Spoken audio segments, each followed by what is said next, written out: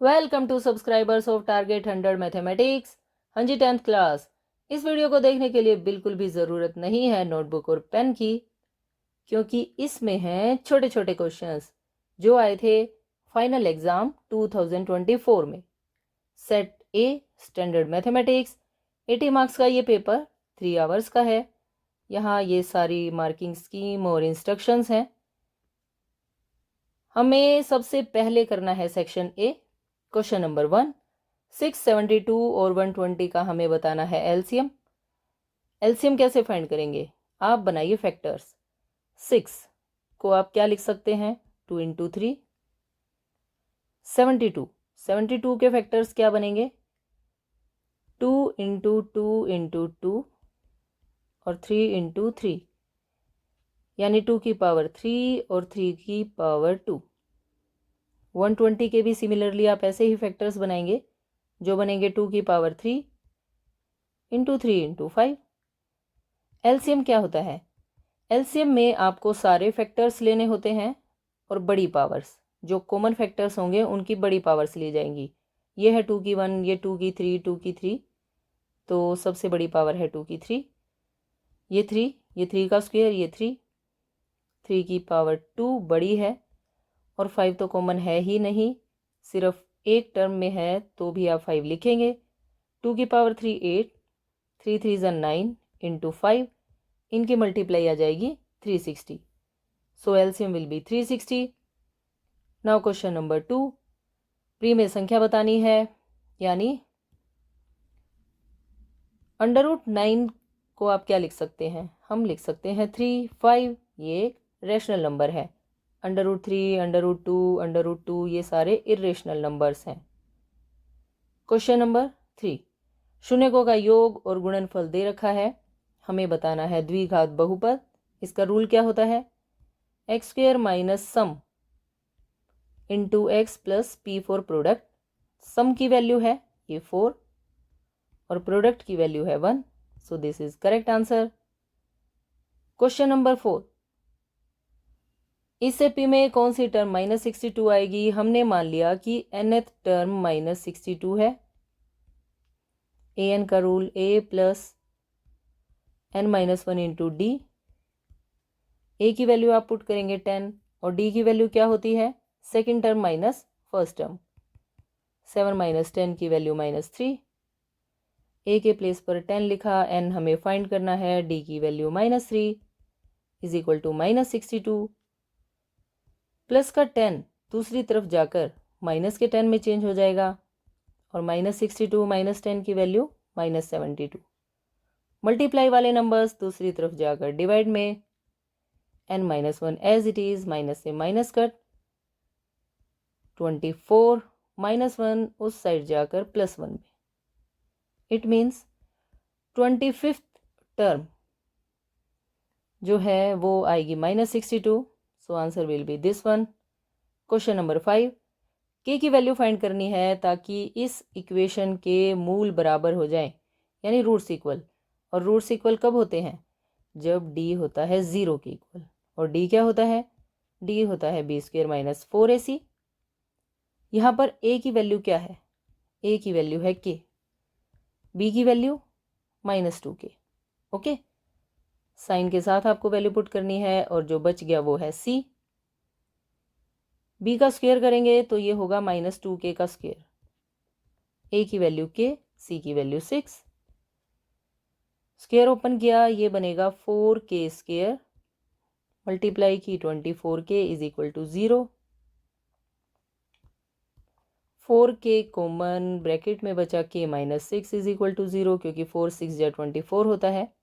Either this one is equal to 0 और this one, यानी k की वैल्यू या तो 0 आएगी या फिर k की वैल्यू आएगी 6।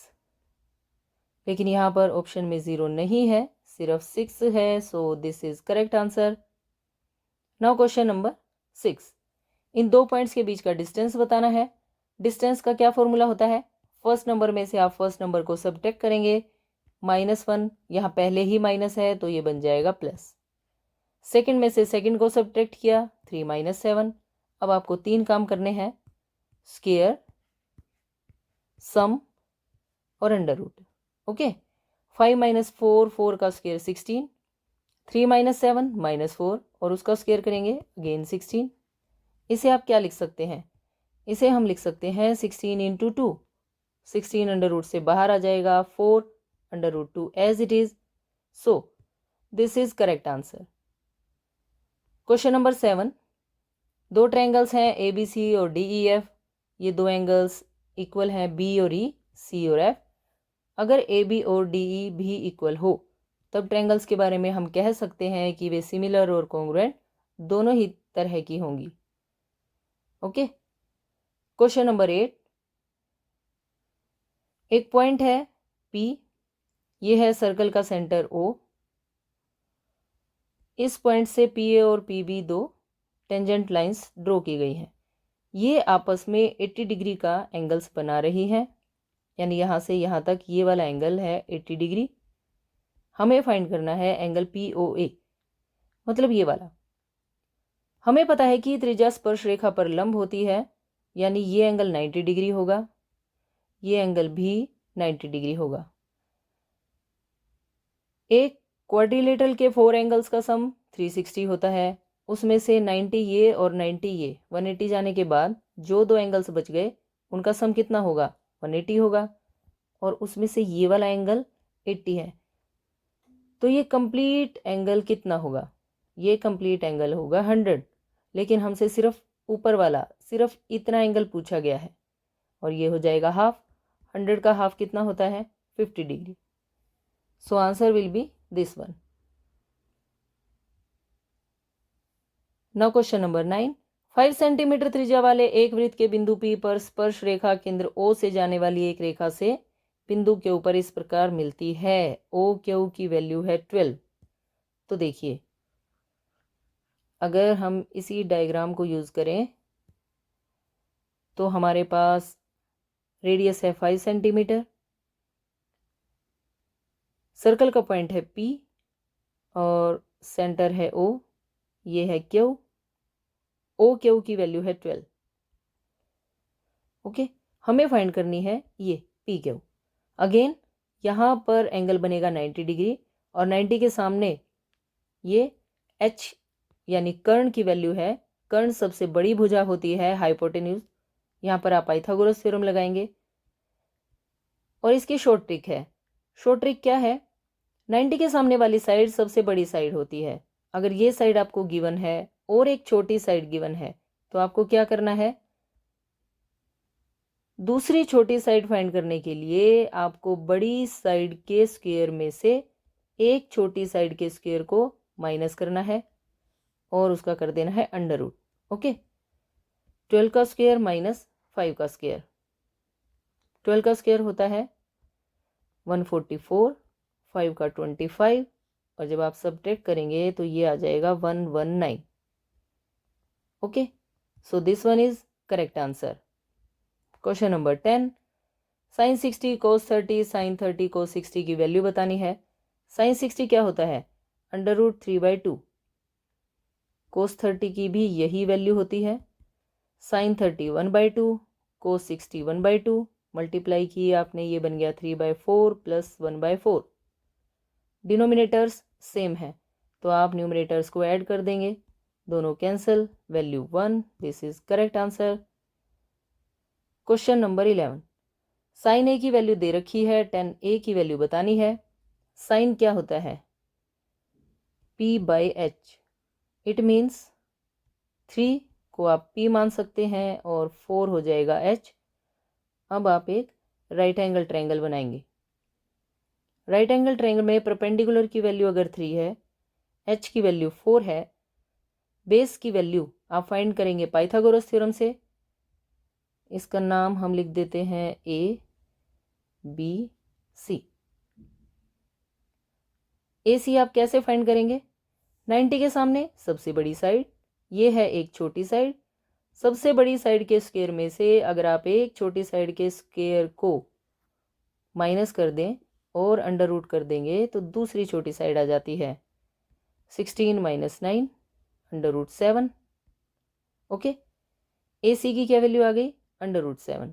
हमें क्या फाइंड करना है? tan A। 10A क्या होता है? पंडित बद्री प्रसाद हर हर बोले, यानी P/B।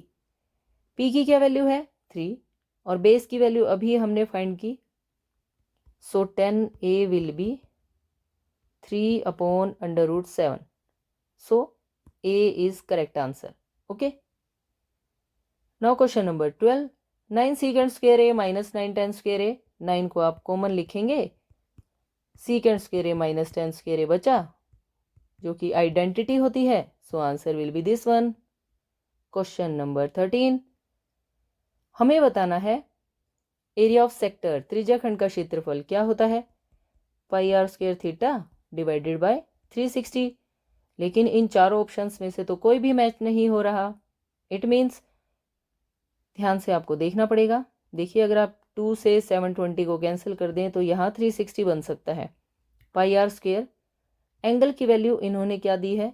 P, तो आप थीटा के प्लेस पर P लिखेंगे। रेडियस कितनी है? कैपिटल R, तो ये बन जाएगा पाई कैपिटल R का स्क्वायर, यहाँ पर P डिवाइडेड बाय 360। अब ये दोनों आंसर्स मैच हो गए। कब? 2 से कैंसिल होने के बाद। It means D is correct answer. Understand? इन्होंने क्या किया, रूल को 2 से मल्टीप्लाई और 2 से डिवाइड कर दिया। इनकी मल्टीप्लाई 720 आ गई और 2 यहाँ पर ये आगे लिख दिया इन्होंने। Okay, so D is correct answer. Question number 14।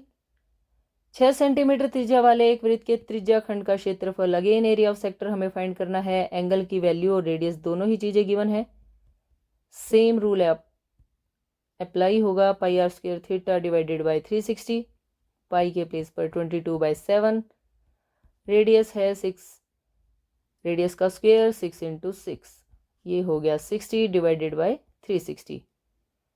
0 से 0 कट, 6 6 जा 36, ये भी कट हो गया। इन दोनों की multiply 132 divided by 7। A is correct answer. Question number 15। Radius given है और हमें इस मेटालिक स्फीयर का सरफेस एरिया बताना है। पृष्ठीय क्षेत्रफल क्या होता है गोले का? 4πr²। पाई के प्लेस पे वैल्यू रखी है आपने 22/7। रेडियस का स्क्वायर करना है और रेडियस है 21/10। इसे आप 2 टाइम्स लिखेंगे। 7 3 जा 21। बाकी की टर्म्स कैंसिल हो रही हैं, लेकिन आप कैंसिल ना करें, डायरेक्ट आप मल्टीप्लाई करें और जो भी आंसर आए उसे 100 से डिवाइड कर दें। ओके, इन दोनों की मल्टीप्लाई 88 और इन दोनों की मल्टीप्लाई 63। 88 और 63 को जब आप मल्टीप्लाई करेंगे तो 5544 आएगा, जिसे आप यहाँ पुट करेंगे। 100 से डिवाइड करने का मतलब है 2 पॉइंट्स के बाद डेसिमल लग जाएगा। 55.44 square centimetre. So this is correct answer. Now question number 16। आंकड़ों का माध्यक और बहुलक दे रखा है और हमें बताना है माध्य। मोस्ट इंपोर्टेंट क्वेश्चन है। इसके लिए आपको एक रूल याद होना चाहिए, 3 टाइम्स माध्यक यानी मीडियन इज इक्वल टू बहुलक यानी मोड प्लस 2 टाइम्स मीन यानी माध्य। अब वैल्यू पुट कर देते हैं। माध्यक की वैल्यू 11, 3 × 11 इज इक्वल टू बहुलक मोड की वैल्यू है 17 और माध्य हमें कैलकुलेट करना है। ये बन गया 33 प्लस 17 इधर आकर माइनस का 2 माध्य। 33 में से आप 17 माइनस करेंगे 16, 2 से डिवाइड कर दीजिए, माध्य की वैल्यू आ जाएगी 2 8 जा 16। सो this is correct answer. Okay, question number 17। हमें यहाँ पर मीडियन क्लास और मॉडल क्लास की लोअर लिमिट्स का सम बताना है, यानी माध्यक वर्ग और बहुलक वर्ग की निचली सीमाओं का योग। सबसे पहले बहुलक वर्ग ढूंढ लेते हैं। हमें ढूंढना है सबसे बड़ा नंबर यानी ये, और इसकी निचली सीमा यानी 15। बहुलक वर्ग की निचली सीमा तो मुझे 15 मिल गई और अब मुझे माध्यक वर्ग की निचली सीमा चाहिए। इसके लिए हम क्या करेंगे? इसके लिए हम माध्यक जैसे ढूंढते हैं वैसे ही ढूंढ के लाएंगे। देखिए कैसे। सबसे पहले ये टेबल आपको बनानी पड़ेगी। 0 to 5, 5 to 10, 10 to 15, 15 to 20, 20 to 25। Frequency बनेगी 10, 15, 12, 20 और ये 9। माध्यक में आप क्या ढूंढते हैं? CF। ये क्या होता है? F। 10 as it is, 15 add करेंगे 25, 12 ऐड करेंगे 37, 20 ऐड किया 57, 9 ऐड किया 66। इस लाइन का सम भी 66 ही है। ओके, अब आपको क्या करना है? n की वैल्यू है 66, n का कर देना है हाफ, 33। अब 33 से जस्ट बड़ा नंबर कौन है? 37। इट मीन्स ये लाइन काम की है और इस काम की लाइन से आपको सिर्फ इसकी लोअर लिमिट लेनी है, यानी 10। इट मीन्स माध्यक वर्ग की लोअर लिमिट क्या आ गई? 10। 10 और 15 को जब आप ऐड करेंगे तो ये बन जाएगा 25। Okay, question number 18। डाई को थ्रो किया गया है और हमें बताना है ओड नंबर की प्रोबेबिलिटी। विषम संख्या। विषम संख्याएं कौन कौन सी होती हैं? डाई के ऊपर 1 से लेकर 6 तक नंबर्स लिखे होते हैं और इसमें ओड नंबर्स होते हैं 1, 3, 5, यानी फेवर में है 3 और टोटल केसेस हो गए 6। दोनों कैंसिल किया आपने, 3 1 जा 3, 3 2 जा 6।